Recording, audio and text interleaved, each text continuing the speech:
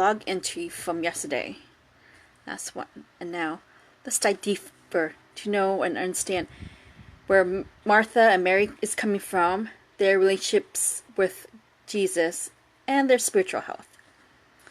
So, I'm going to bring that passage to life from Eugenie Price's book, God Speak to Women Today. This is what she looked like at that time. So yeah, remember, this book is from back in 1964, but a lot of these stories are so universal that it transcends, time and era. So, let's imagine. Martha, the older of the two sisters, owned the house where Jesus perhaps felt more at home than anywhere else during the last days of his life on earth. Plump, bustling, responsible Martha, a widow, who had acted as both mother and father to her sister Mary and their brother Lazarus, was bustling more than usual on a crisp, breezy evening in late winter. Well, we don't know if Martha was a widow or not, but we can assume that the passage, that at least Martha is older than Mary and Lazarus, because Martha's acting like a firstborn, looking out for her younger siblings. Lazarus had just returned from a day in Jerusalem, a short walk away from the quiet, peaceful little suburban village of Bethany, with the happy news that the Master would be there for dinner.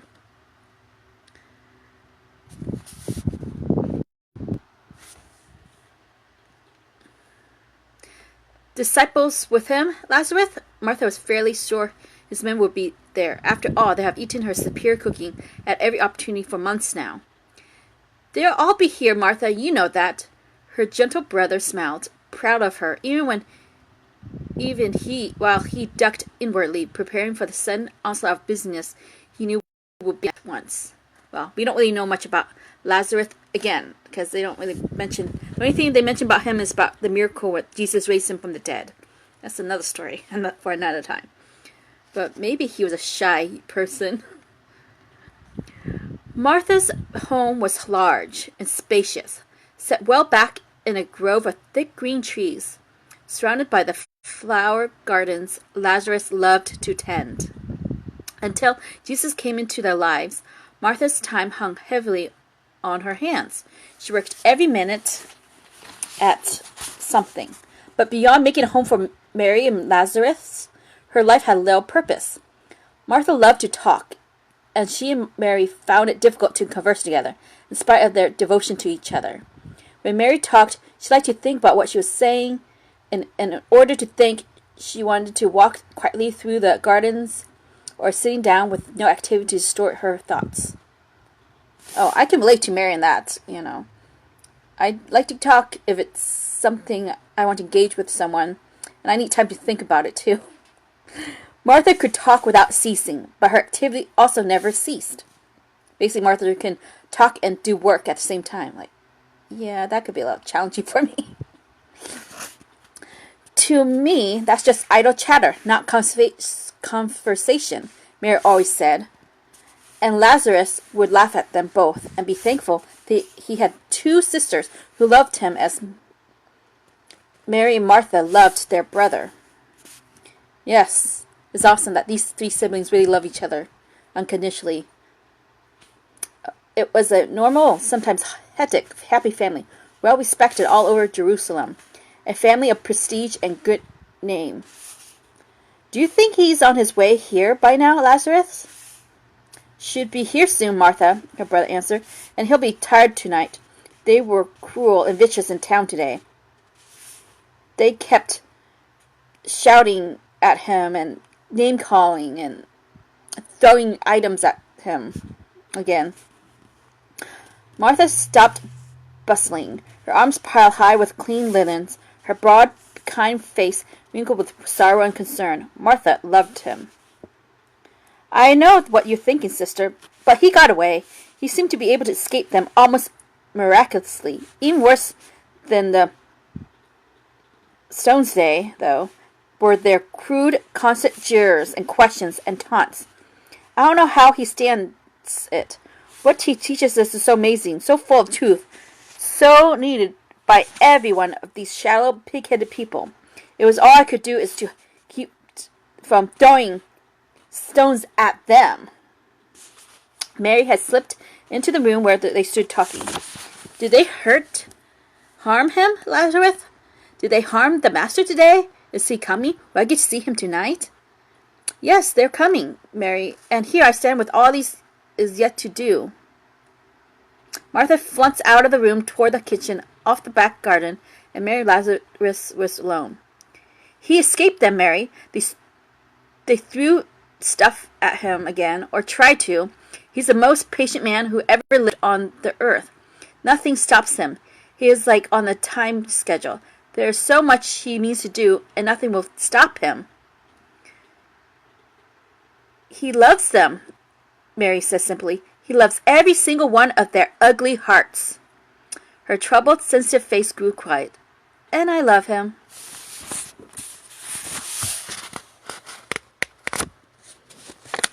I know you do, her brother said, and touching her shoulder. So do I. I think you his favorite person, Lazarus, after his disciples. I know he loves me, the young man said, but no more than anyone else. It's just that the master can love everyone best. Let's take a little quick pause. Do you feel like Jesus loved you so well? I mean, he can love so many people not so deeply, right? Let's go back to the story now.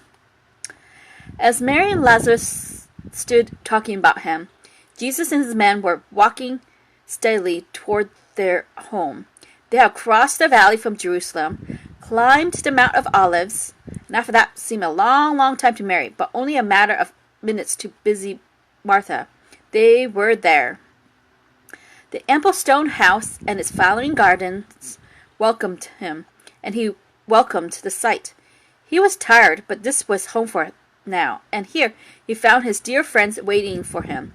He sat relaxed in the vine-cooled comfort of the front portico with Lazarus, the disciples, and Mary. The men talked a great deal about the day, their tensions lessening as the peace of the house at Bethany blurred the memory of the difficult hours among the hot crowds and taunts and the flying objects. Now and then, one of the men called jokingly after Martha as she appeared and disappeared within the house, directing the servants, working along with them, making certain this would be a perfect meal. It was not customary for a woman to sit talking with the men, but Mary followed her heart, not custom, and her heart remained as close to him as possible through every minute of her life these days. Yeah, Mary breaking a custom. She's so funny. But it sounds like her heart is aligned with God, and she just wants to be with Jesus, want to learn from him. In spite of his tiredness, he carefully repeated from Mary's eager ears much of what he had tried to teach at the temple that day. I am the good shepherd, he said, and I recognize my own. My own in turn recognize me, just as the Father knows me, and I know the Father, and I lay down my life for my sheep.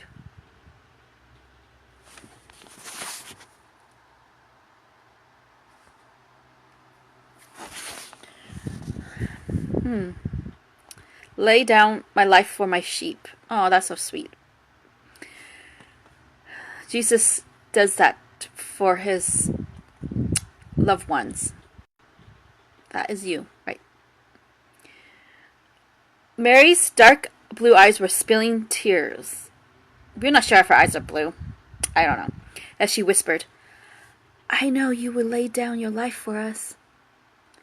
Mary! Mary! Martha's big voice shattered the tender moment as she pounded out of the house and crossed the portico, wiping her pudgy hands on a linen towel. Lord! Martha complained comfortably. Don't you care that my sister's letting me do all the work alone? A dinner to see to for 14 hungry men, and here she sits like a queen under the trees. Tell her to take hold with me." Jesus smiled at Martha, glad for her naturalness with him. The men chuckled and waited to see how he would handle this little domestic situation. Still smiling at her, he said, "Martha, Martha, you are anxious and bustling about many matters, when there is a need of but few, or even of only one thing. Your sister Mary has selected the good portion, and she's not to be deprived of it." The tense moment passed. In a moment, good-hearted Martha laughed at herself, a little anyway, and hurried back to the kitchen to finish preparing the dinner. And let's read the short passage in the Bible. That's exact same story, but more summarized version. It's to the point what Luke wrote. Okay, let's see. Here's Luke, chapter 10. Here's verse 38 right here. At the home of Martha and Mary. As Jesus and his disciples were on their way, he came to a village where a woman named Martha opened her home to him. She had a sister called Mary, who sat at the Lord's feet listening to what he said. But was distracted by all the preparations that had to be made. She came to him and asked, "Lord, don't you care about my sister has left me to do the work by myself? Tell her to help me." "Martha, Martha," the Lord answered, "you are worried and upset about many things, but only one thing is needed. Mary has chosen what is better. It will not be taken away from her."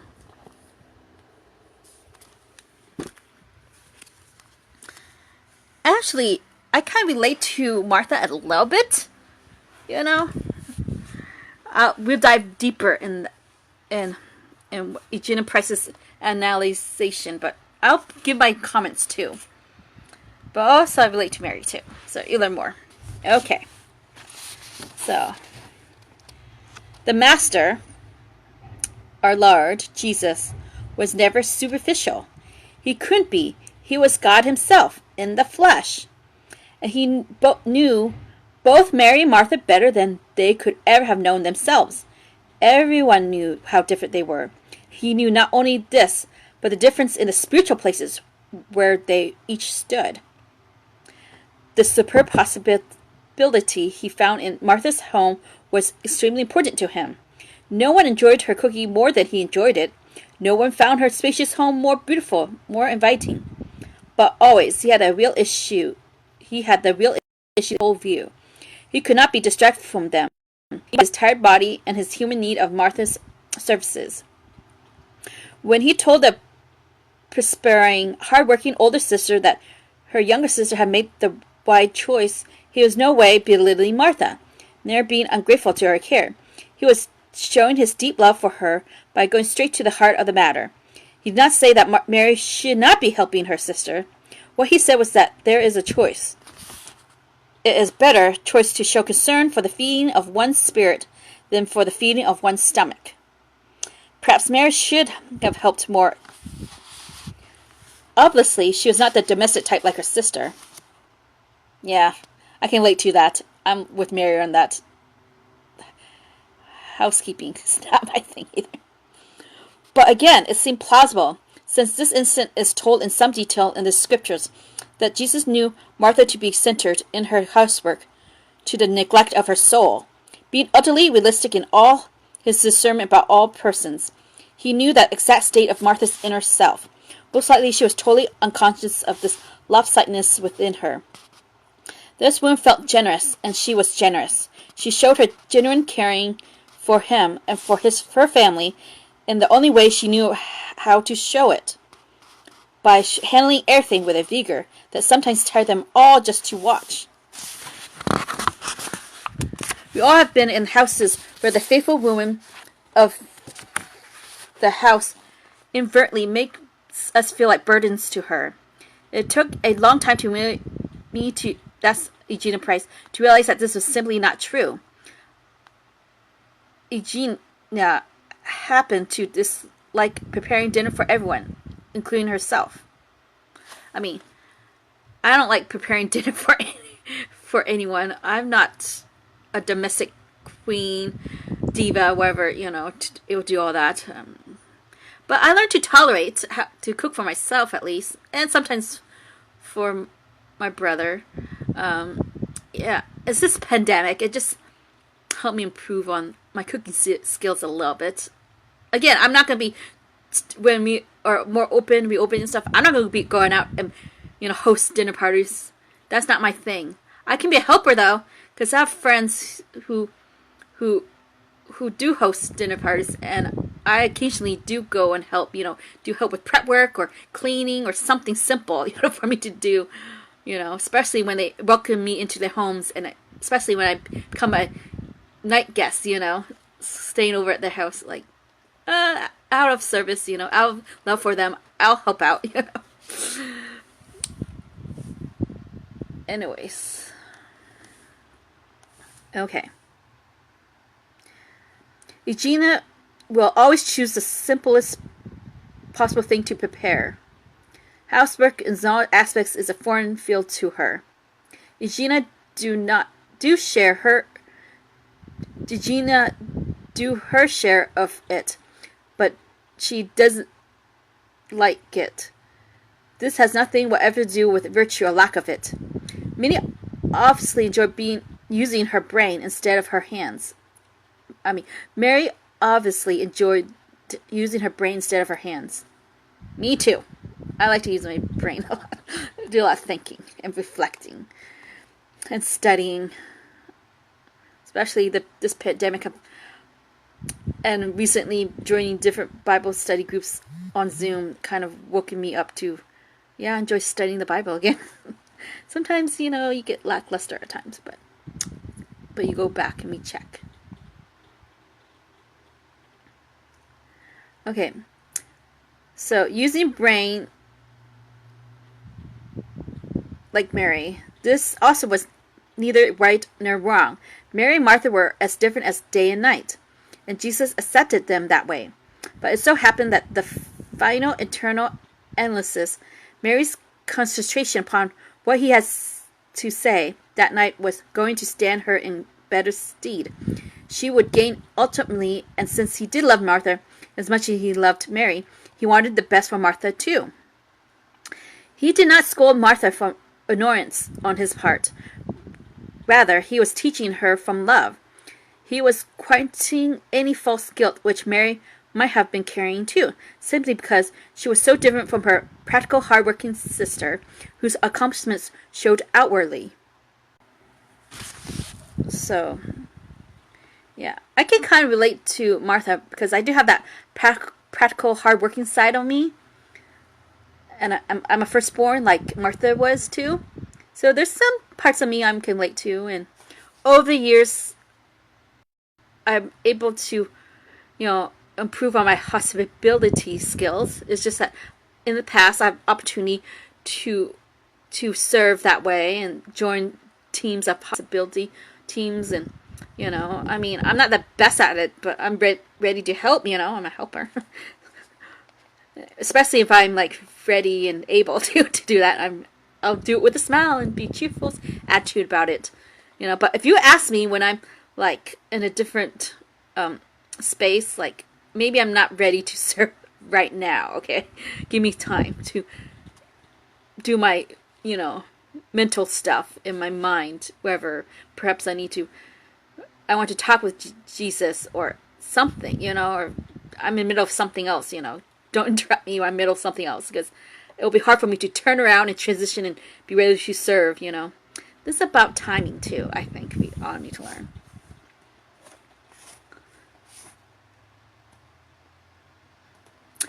If possible, he wanted to give Martha a chance to see for herself that her ego was somewhat involved in these splendid dinners she prepared. He appreciated the fact that a woman like Martha could find fulfillment in domesticity, just as he planned it in the beginning, but fulfillment and ego patting differed greatly. That Martha's ego was being patted was evident in the fact that she grew irritated and complained in front of guests. That was like, no, you shouldn't be complaining. We all grew weary of well-doing now and then, but if we truly enjoy what we're doing, however hard it may be, we seldom complain or become annoyed.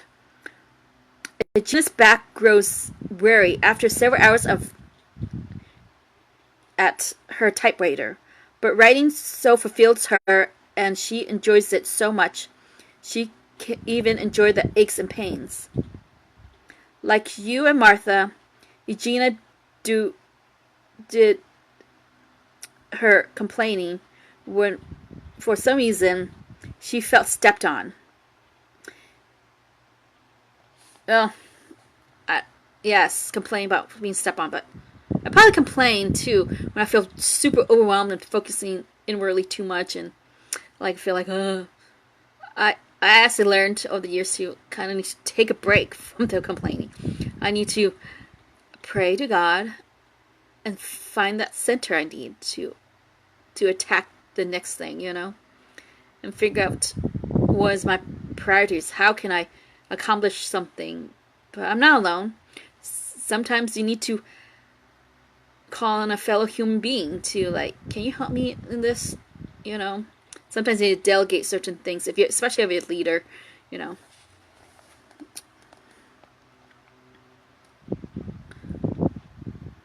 Jesus wants to clear up these points with us all. When they are cleared up, we, like Mary, find that quite naturally we will begin to choose a better way. The better way, of course, is never let life's business and serving, keep you from spending time with God. Study, His words. Read the Bible daily if you can. If some days you feel busy, at least choose a Bible verse that day and meditate throughout the day or something. Because feed on the Lord's words, because it'll feed your spiritual, your side of you. It will, because the more you feed your spiritual soul, spirit, or whatever you call it, inside, the stronger in knowledge and wisdom you'll gain, because the more you spend time with God and what He's written, with the help of His people, it will help you in the long run. Of course we have to serve, but it's hard to serve others when you are empty inside.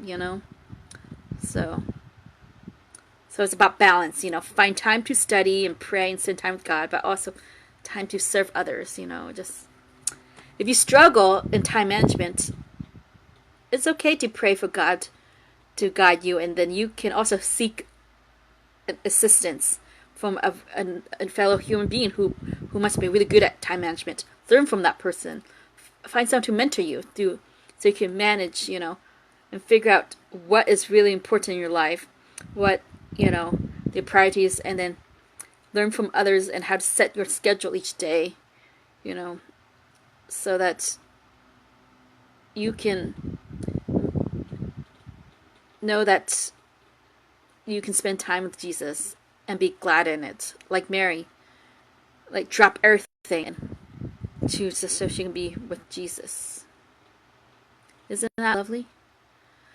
So I hope you enjoyed today's vlog about studying Mary, Martha, and Jesus, the relationship with each other, and where Jesus is trying to teach us about feeding our souls, become stronger spiritually through spending time with God and studying His Word, and also applying,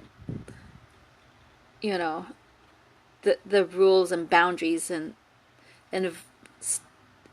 life lessons He teaches in the Bible. Apply it too. So, well, thank you for listening, and God bless you all. Take care. Bye.